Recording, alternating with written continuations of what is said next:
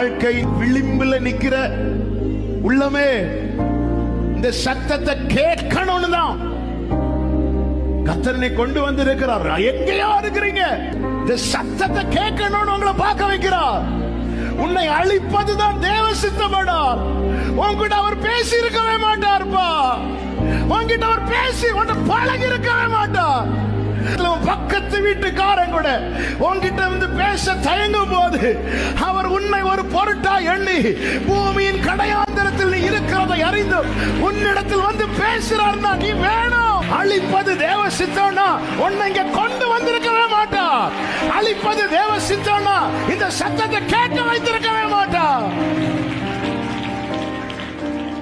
எனக்கு தெரியும், அழிப்பது அவர் சித்தம் அல்ல, அழிப்பது அவர் சித்தம் அல்ல, அழிப்பது அவர் சித்தம் அல்ல.